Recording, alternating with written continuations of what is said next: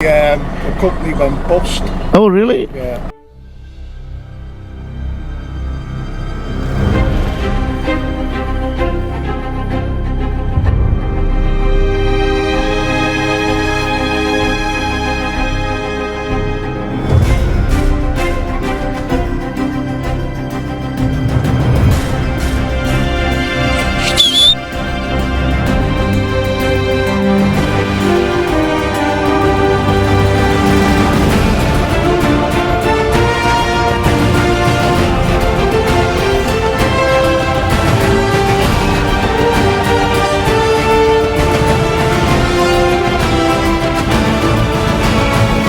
It's freezing cold.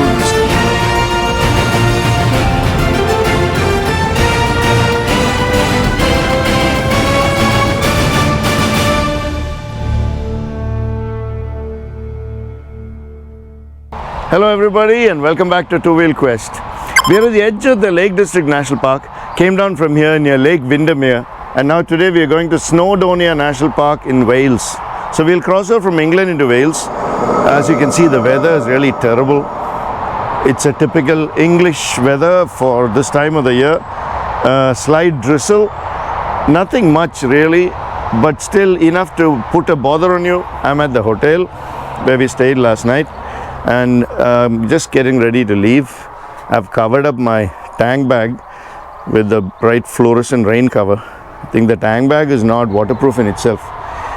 So get set and I'll just show you the route.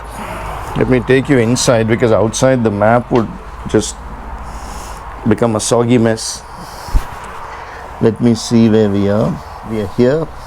This is the Lake District National Park and this is Snowdonia. Is here. That's in Wales. This is Wales.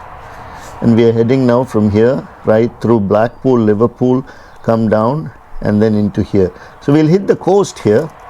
And then tomorrow we'll head down through the national park and then slowly make our way towards Birmingham, and we'll skip Birmingham and then head to finally day after we'll reach the bike rental place in London.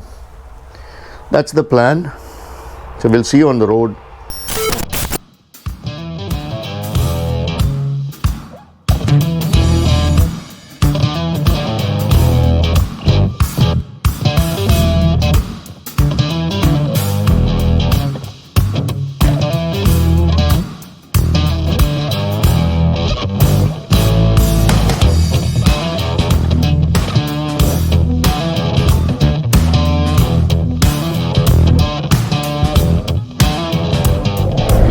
Starting from the hotel, headed towards Snowdonia in Wales, Snowdonia National Park.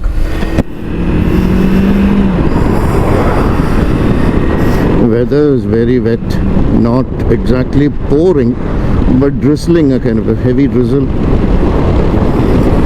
Typical English weather, they say.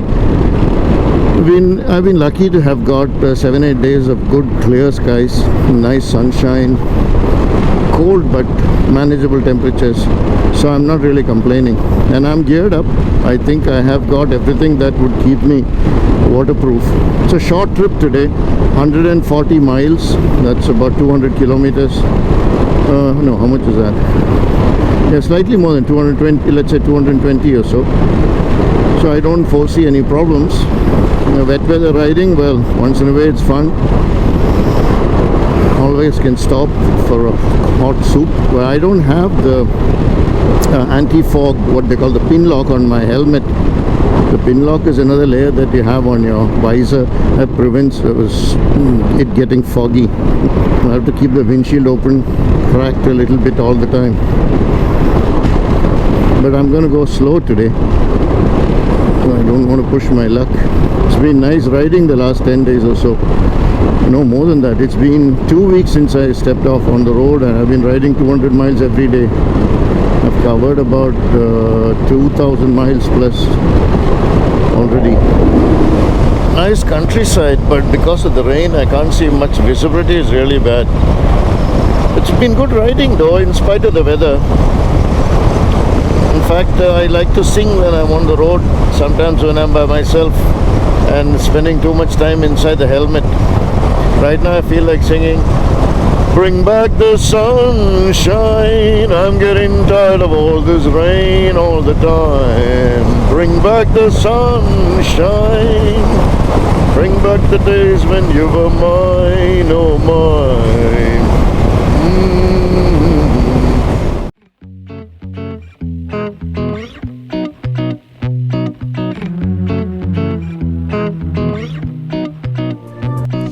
The rain is backed off a little bit and I've stopped for a short break. I'm near Lancaster. Probably not, 25-30 miles away from Lancaster. Heading towards Liverpool. So stop for a short break. As for me, all I want to say is Musafir hu yaro, na ghar hai na ठिकाना. In the suburbs, all these houses look exactly the same. They're townhouses, but they are kind of semi-detached. There are two houses in one building, and that's exactly the same. I'm also looking at all these cars right through the city as I'm entering, and I could find, very rarely could I find Japanese cars, and I'm really surprised because most of them are European or British, Vauxhall and things like that. I've been trying to find them. Look at that, we'll just keep counting cars now. So here I see a Ford, there I see a Kia, I think, is it? No, it's a Hyundai. That's one of the few ones. There's a Nissan here, but other than that, Ford, Peugeot, Mercedes. Now I'm finding a few. But I would say 1 out of 20 would be Audi. 1 out of 20 would be Japanese or Korean. The remaining are all European. Because I need to ask someone why that is so. Is it because of a made in Europe policy, or is it because there are taxes that are levied on foreign vehicles? See there, oh, there's a used car shop. Maybe I should go there and find out. The sun is out finally, and in Liverpool is 50 miles from here.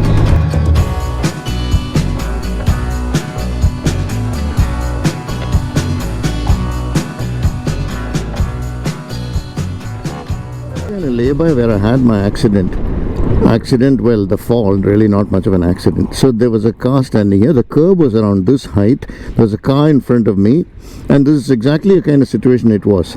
2 lanes going this way, wherein you had traffic going in the same direction as I was, and 2 lanes going that way. Obviously people can see from there, but they can't do anything about it. The people are coming from here are the ones who could do something about it, but the curve behind me was a curve. It was not a flat. So somebody had to come out of the curve, and there was very little time for them to see me before they could react, or most of the time they wouldn't see you.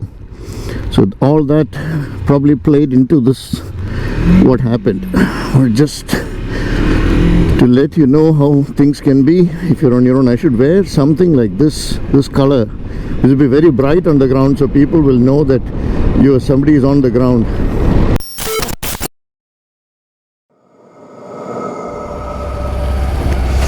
I'm leaving Liverpool. I hung around the Queen Square for a little while, and I've had enough. Me and big cities don't get along very well. I'm happiest when I'm out of them. I'm sure Liverpool has got a lot to offer the discerning tourist, but for me it's another big city. One day when I come back as a full-fledged tourist, I will take a good look around and see what it has to offer. For the moment, I'm on my way to Snowdonia. Who makes it? It's an LTI.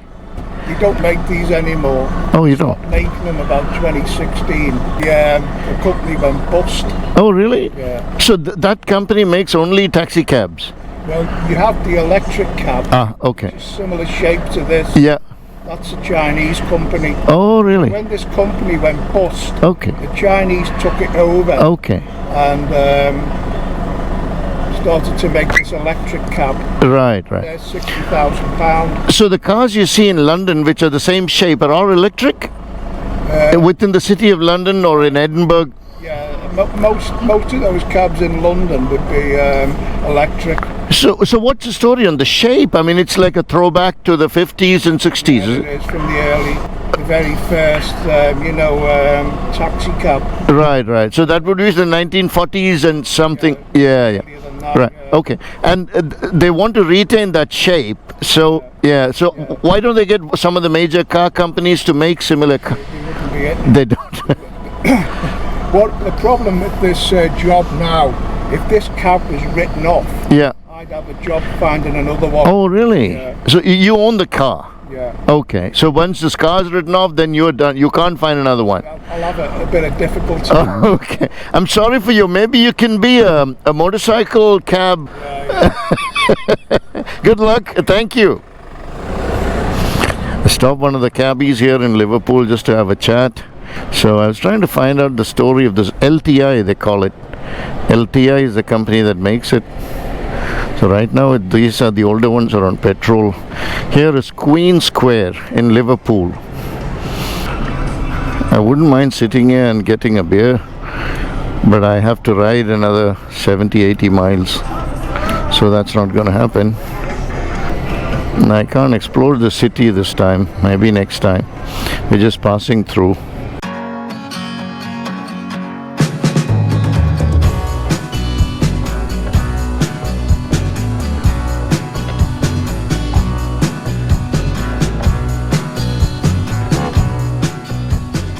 I've come up to the coast of North Wales.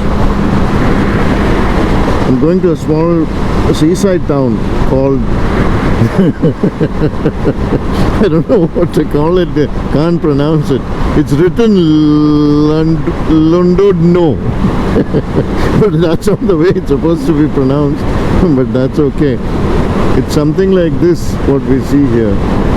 It's just a few miles from here. I think it is showing the sign here. Llandudno. I'm not going to Llandudno. No, I'm not going there. I'm going to Llandudno. Just coming into Llandudno. It's a pretty touristy place. I think people come here for the holidays over weekend and in summer. I hope it's quiet now because it's mid-season or most probably off-season. But today, this last few days, the weather has been so good that people who generally stay at home have stepped out.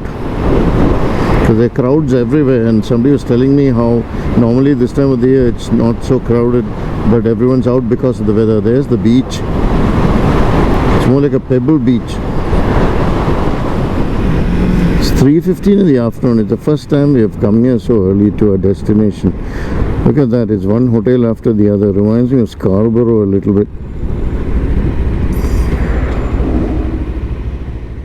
Saying White Heather Private Hotel.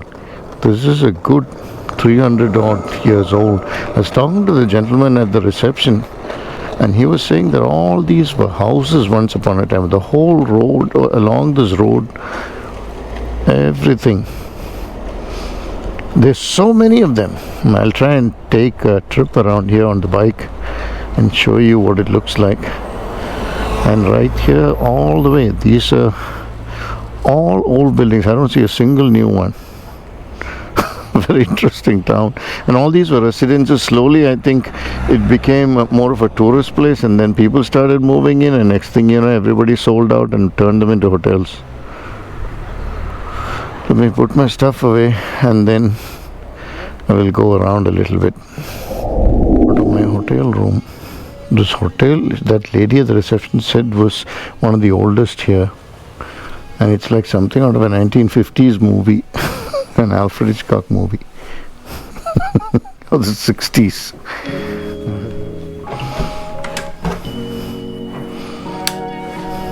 Hope everything works. No problem.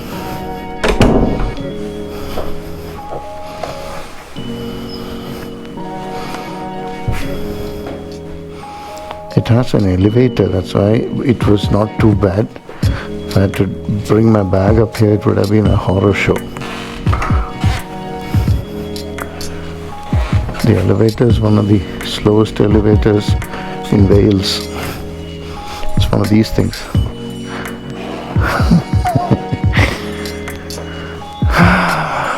Oh, it's nice.